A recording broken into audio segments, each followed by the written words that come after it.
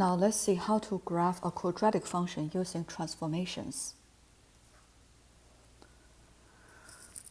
So quadratic function f of x equals ax squared and a greater than 0. So we know the key function in our library, right? We learned the square function. And then when outside of the square function multiplied by a, right, a times this square function. So, and a is a number greater than 0, we say parabola open up, right? They're all a parabola open upward. And then if a is a positive number and also is greater than 1, and then we say outside of the function multiply by a positive number greater than 1, and then the transformation is vertically stretched, right? Vertically stretched. So from the graph point of view, if the blue color, this is standard parabola, which is the square function, and then vertically stretched by 3, that means when x coordinates remain the same, and every y coordinates is multiplied by 3, right? So it's a vertically stretched, and then from the graph, you will see the parabola openings, okay, is more narrowed, right? Because same x, y is actually 3 times, right? Same x, the y is 3 times.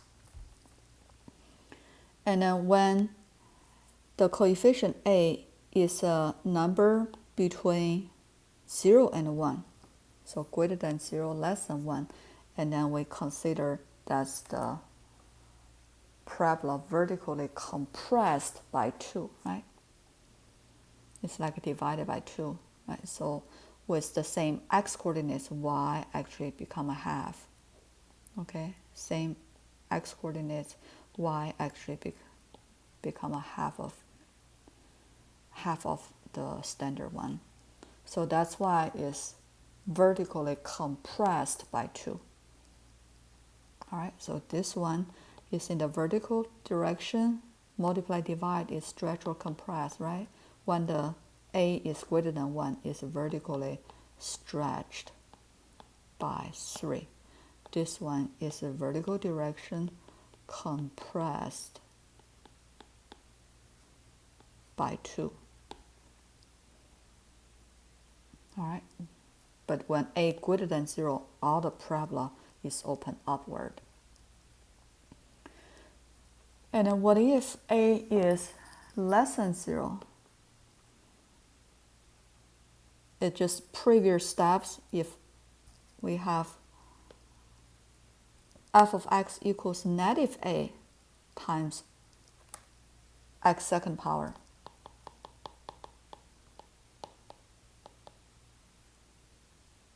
times x squared, okay, which is square function. And then we already have the graph for ax squared, right? And then multiply by -1, y times -1 is the graph need to reflection, right? Reflection about x-axis, right? Y times -1. The graph is do the reflection about x-axis. So from the previous one, you know, from the standard square function, that's a blue color, okay, and then do the reflection about the x-axis. So it's parabola upside down, okay, and then it's this one.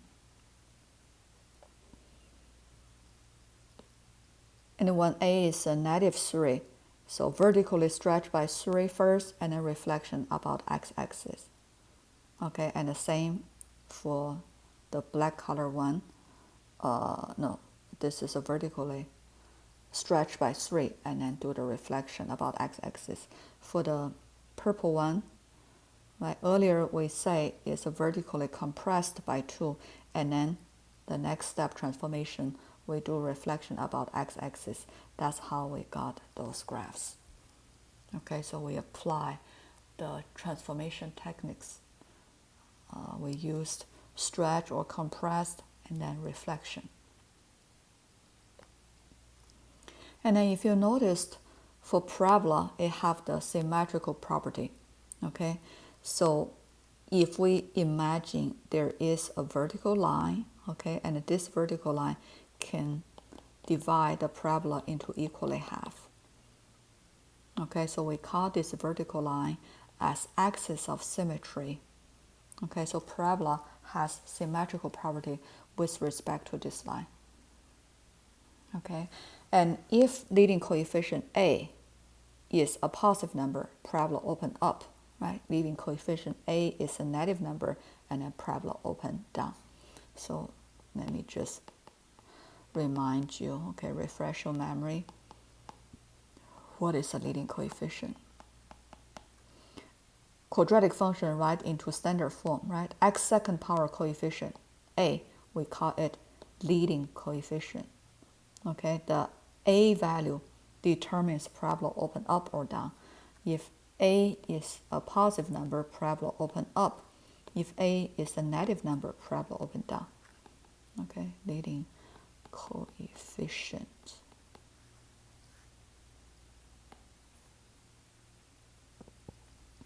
All right, now let's look at an example. How to graph quadratic function using transformation. Okay, quadratic function given you in standard form. And also, we would like to find the vertex and axis of symmetry. Okay, so in order to graph this quadratic function using transformation, and then we have to use completing perfect square method to write into this kind of form. We call the vertex form, which is f of x equals x minus h squared, okay, a times x minus h squared plus k, where hk is the vertex. Okay, later you will see this again. Okay, so we want to write quadratic function from standard form to vertex form. Okay, this is called a vertex form of quadratic function. So how to do that is using completing perfect square techniques we learned from chapter 1. All right, so let's give a try. F of x equals 2x squared plus ax. Okay, we want to group the x term together, okay, and then leave the constant term outside, plus 5. And then for these two terms, we want to factor leading coefficient out, which is 2 times x squared plus 4x. Right? So I haven't changed anything, only, factor coefficient 2 out. And then let's look at these two terms. Okay, I'm doing outside. X squared plus 4x. We would like to, add a constant so that we can make it become something squared. Okay, perfect square. So what number need to add it here? Okay, this number. How to figure this out? Remember, completing perfect square, we use x first power coefficient, which is a b. Okay, we use b divided by 2, right? And then raised to second power. Okay, this one goes here. And then b divided by 2, this goes here. All right, so in this case, that's 4 divided by 2. We got a 2, right? So plus 2 goes here, and then 2 squared goes here. Okay, so another word, we want to add a 4 here. Okay, but when we add a 4 here, and then we don't want to change the problem. Okay, so we want to subtract. So we add a 4 here, outside have a 2. Actually, we add a 8, right? So we need to subtract 8 and then bring the constant term down, plus 5. Okay, so I explain one more time here. So I add a 4 in this parenthesis, okay, because I want to make this trinomial become a perfect square trinomial. All right, so in order to do that, I add a 4 here, but outside have a coefficient 2. So actually, I add 8 for this entire problem. That's why I subtract 8, like I didn't change the problem. Okay, and then bring the original constant term plus 5 down. Okay, so combine these two, we got a minus 3. All right, so we got a quadratic function rewrite into vertex form. Is that right? Can you understand these steps? And then how can we use this for transformation? So let's see what kind of transformation here. Outside the function multiplied by 2. Okay, first step transformation, that's a vertically stretched by 2, right? And then second step, inside the function, replace x by x plus 2, right? What kind of transformation? Is horizontal direction, right? Horizontally plus minus is a shift. Horizontally shift left or right. Remember, we need to do one-time sign change, right? We should write as x minus -2, right? -2. So that's horizontally shifting to the left-hand side 2 units.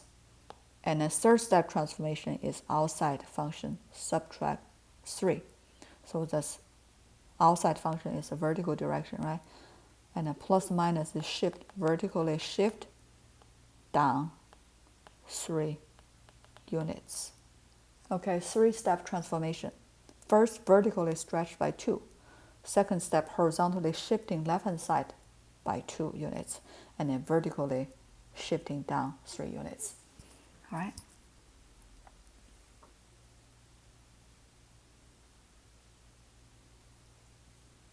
And then we can also tell the vertex, right?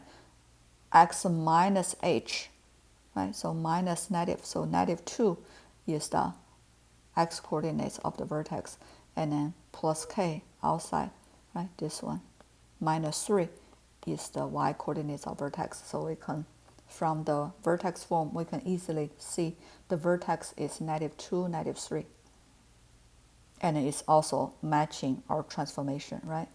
Left 2 and then down 3. So let's look at the graph, step by step, how the transformation performs. So we start with square functions graph standard parabola, right? And then first step transformation vertically stretched by 2. Okay, so the parabola getting opening more narrowed, right? Because same x coordinates, every y coordinates doubled. And then third step transformation, horizontally shifting to the left-hand side 2 units. So from here is shifting, right? Left 2 units. So that's how we got here. And then vertically shifting down 3 units. So that's why vertex have coordinates -2, -3. Okay, and then each steps, what is the function change? Start from square function, vertically stretched by 2. So we got a y equals 2x squared. And then horizontally shifting left-hand side by 2. And then we got y equals 2 times x plus 2 in the parentheses raised to the second power.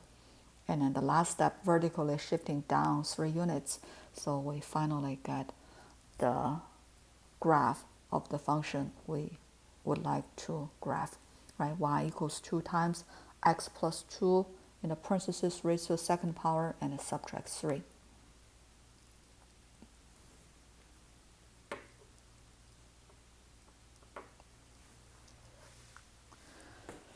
So what is the h coordinates?